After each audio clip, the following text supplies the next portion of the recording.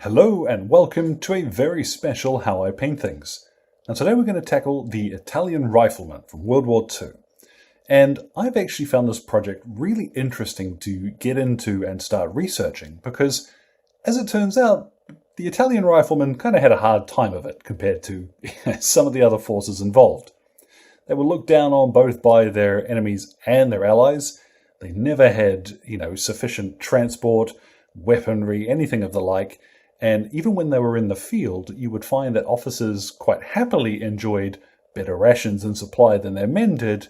So you can imagine there wasn't a great deal of love lost between the different sort of strata of the Italian army.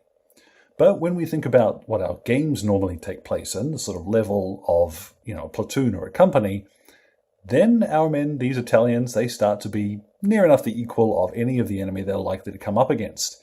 And they make for, compared to the endless waves of Americans and Germans and what have you you'll see on the table, an interesting project. So I'm looking at doing some Operation Husky themed stuff, which was the the Allied invasion of Sicily, which would be the leapfrog into Italy. And I thought, let's get started. Let's have a look at how you can paint these guys too. So all of the paints are going to be listed in the description below. Without any further mucking around, let's get started. Now to begin with, I've given this guy a primer of Army Painter Uniform Grey. And if we were going to go ahead and paint his cotton uniform, the fatigue uniform that they wore for sort of labouring, and some of the second line troops wore it, especially in Sicily, then grey, we could call most of his uniform done there. What I'm going to do instead though is we'll paint this slightly more common, sort of woolen green grey. And for this I've got this Vallejo olive grey. I'm just putting a little bit of water into my paint here just so that it flows smoothly. And any old brush really will do the job for this. All we're going to do is cover over his whole uniform in olive grey. And you'll notice this covers actually quite nicely.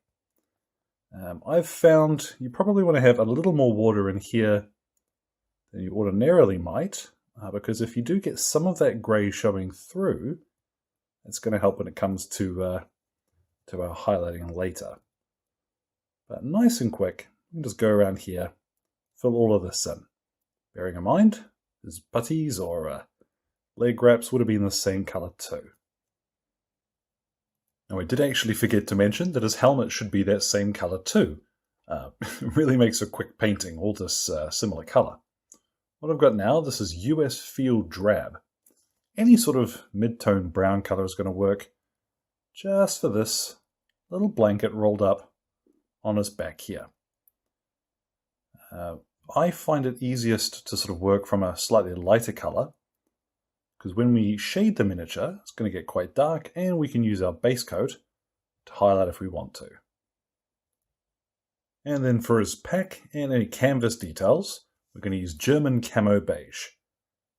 So you might find in some areas that you do need to come back and give this a second coat, just so you don't see that grey poking through, but whatever the case, you can be the one who decides that.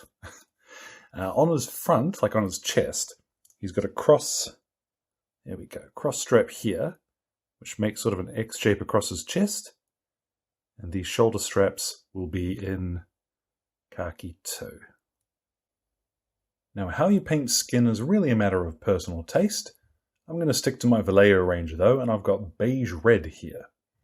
Now I'm going to do this before I do any of the webbing, because the black leather, we're going to want to paint a line of that for his chin strap under his helmet. Just go ahead and whatever colour you're using, base coat his skin. Now while that's drying, we'll turn him around and we'll do his rolled up either blanket or camo, whatever this is.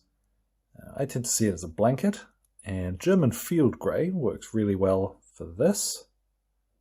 Covers very easily, and doing his water bottle at the same time. At this point I've got beige brown, and we're just going to paint in all of his rifle. Don't worry if you hit anything that's going to be black later. This will just help. If you do miss any bits, then at least it's brown, it won't stand out too much. At the same time, if you've got a fella here who's got a little bit of hair just under his helmet there, You might want to get a smaller brush, but I do have to tidy up that collar anyway, so let's just brown his hair in at the same time. Now any leather details I've got here, this is black grey. I love this colour. All we're going to do is just fill in like his boots and what have you. These fellas will generally have, you'll see just under here on this guy, they'll have a couple of little leather pouches at the front.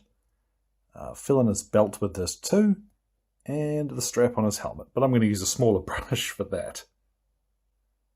And then with just a little bit of black, we'll go ahead and fill in his weapon. Well, the black bits anyway.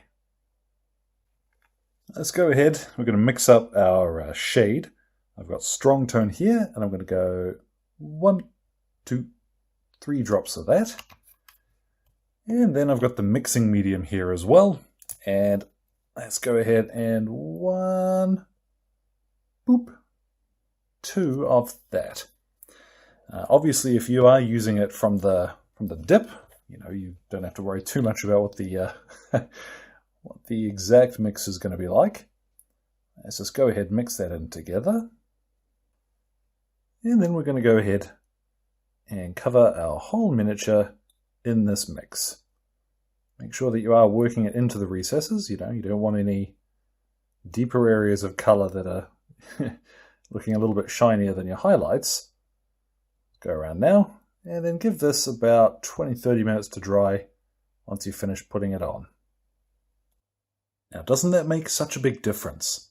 From here, you can quite happily base them up and put them on the table, I think. That's not looking too bad to me at all. But what I'm going to do is just grab some of my base coats again and go back over some of those areas just to give them a little bit of variation in color.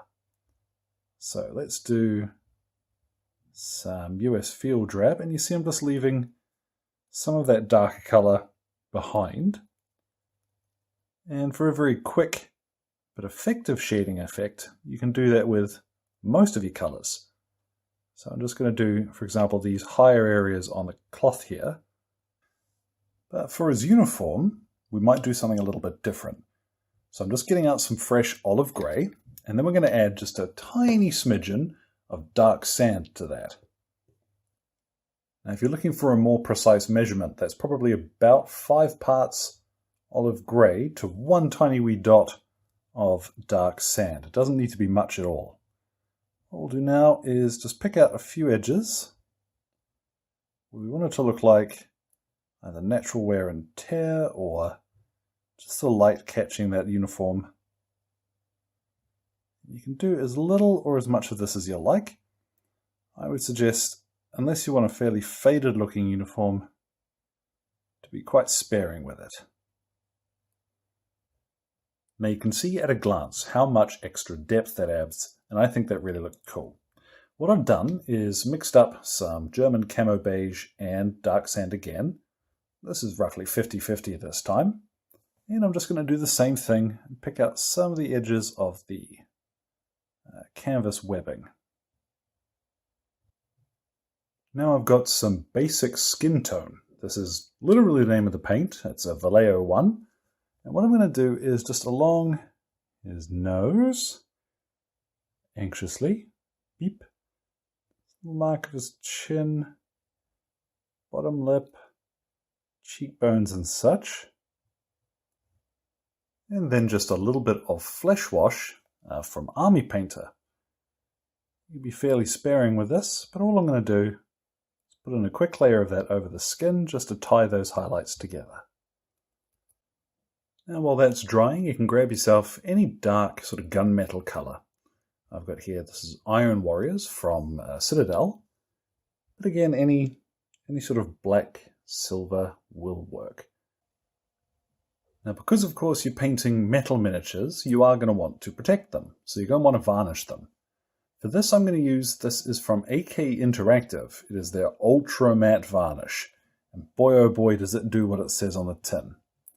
When you're applying it, you want to be fairly careful with it. Don't let it blob up anywhere like that. You want to let it settle into recesses, but don't let it collect too much. Take your time, go around, varnish your whole model, and leave it for about 20 minutes. You can see when that stuff says ultra matte, my goodness, it is not messing around. I really like the finish that this gives on metal miniatures. I think it looks a little more realistic in some ways. But you may find, particularly on your metallics, it does dull them down just a little bit more than you might like, which I had forgotten. So I'm going to go ahead, touch up these little areas of Iron Warriors again. And then what I'm going to do is go ahead and pop his base on him. And then finally, with his base applied, our rifleman is complete, ready to go on down to the beaches of Sicily and try and get his hands on some Allied paratroopers. Now these miniatures are actually really nice. I was really quite surprised by how well this came out. So as ever, thank you very much to Exit 23 Games for the light and sound equipment, as well as all of the patrons who helped make this video possible, including producers Jonathan Harris, Alan Nuttall, Ben Hicks, Bosun, and Kyrie Crawford. Any questions or anything, feel free to drop them in the old comment box below. My Twitter and Facebook are both linked there too. So thank you very much for your time, and you all enjoy the rest of your day.